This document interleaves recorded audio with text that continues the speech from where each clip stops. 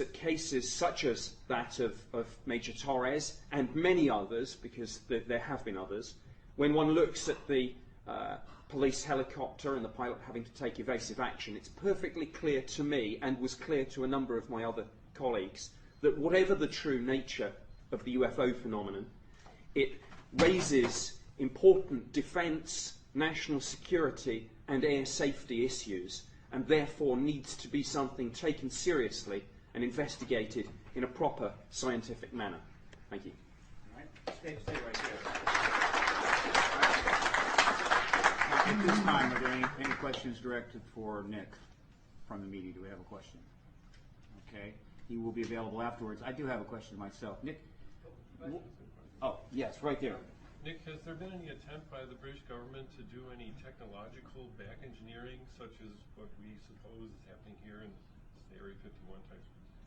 I'm not aware of that, but one possible example, we had a very convincing photograph sent to us, which was actually on my office wall for a number of years.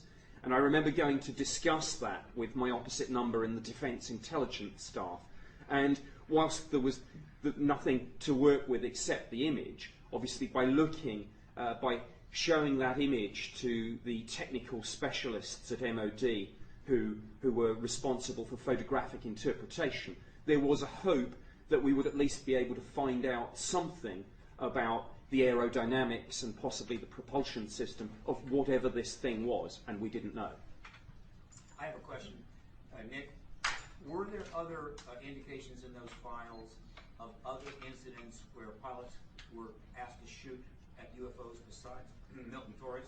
I can't recall any other shoot-down orders. Of course, there have been a couple of other very famous cases from other countries. Iran in 1976, Peru in 1980. There have certainly been cases where commercial airline pilots have had very near misses with UFOs. One of the reports in the second batch of material involved an aircraft with 57 passengers on board flying into London, and something flashed across at a height of about 22,000 feet, and the pilot simply had time to say, "Look out, look out." So there are a number of near misses involving military aircraft and commercial pilots. I'm not aware of any other shoot-down orders in the UK, but there may well have been. There may have been some files that I missed during my tour of duty. Okay, another question? Yes? Yes, Mr. Pope, what is your current status with MOD, and are you acting on their official behalf in being here? No, I left the Ministry of Defence. I resigned in 2006, so I'm speaking entirely in a personal capacity. That said, of course, I'm drawing on declassified material from the MOD's archives. Quick follow-up then, do you have a current counterpart at MOD who's at the desk where you were, and will they confirm and discuss more what you're saying about the process of declassification? I do have a counterpart who's still there, but any contact with the media would need to be through the MOD's press office. Thank you. Another question? I was wondering, during your time and your tenure at the MOD, did you have any cooperation with the American counterparts regarding this issue? No, we didn't. One of the first things that I did was try to establish lines of communication with an opposite number in the US, but I was told after inquiries through the embassy that there was no official UFO project in the US following the closure of Project Blue Book. We did have one or two indications that, notwithstanding the fact that there wasn't a formally constituted project, that people were at some level paying attention to this issue, but that may have been on a case-by-case basis. But of course I would find it personally very surprising, particularly 9/11, if somebody somewhere in the US administration wasn't looking at the more interesting cases that I know you do have involving pilot sightings, radar returns, etc. Question? From what you said, is it possible that there still are some classified reports that you may not have access to that would describe crashed vehicles in the UK? I think that my combination of security clearance and need to know during that time would have given me access had there been such a thing.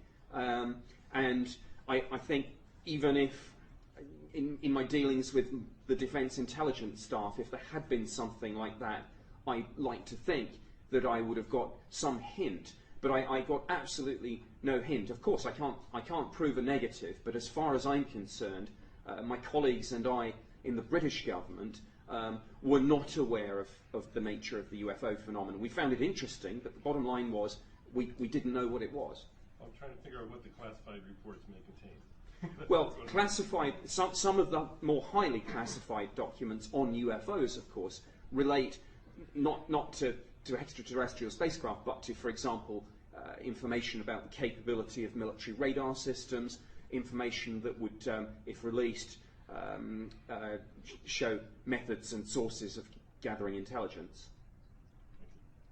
Anything about the Brentwaters case that had been released? The Bentwaters case from December 1980, yes, I mean that's Britain's most compelling UFO incident. The case file on that was the subject of a targeted FOI release actually back in 2001. So the release of that file, which is in the public domain, actually predates the policy decision to open the archive in the wider sense.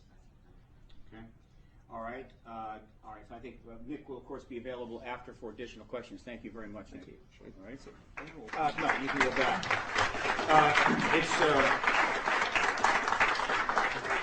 It's clear that the pilot sightings are extremely important, and I want to point out that Richard Haynes was instrumental for many years in compiling the largest database of pilot sightings in the world. At one point it was at 3,500. Lord knows where it is now. He worked for NASA for many years. I believe he's retired. I believe that database is now in the hands of NICAR. It's a group that deals with the issue of this phenomena and aerial safety. Very professional operation.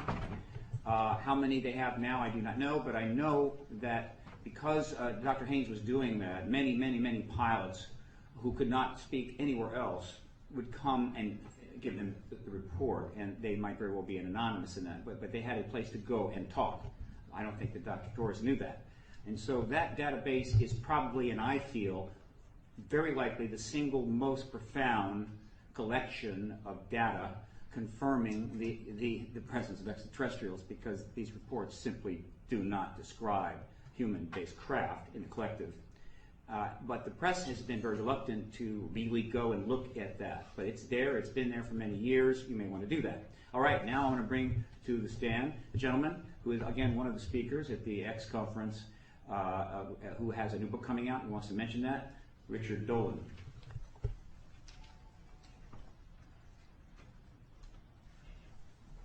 Thank you, Stephen, and good morning. My name is Richard Dolan. I am the author of a study entitled UFOs in the National Security State.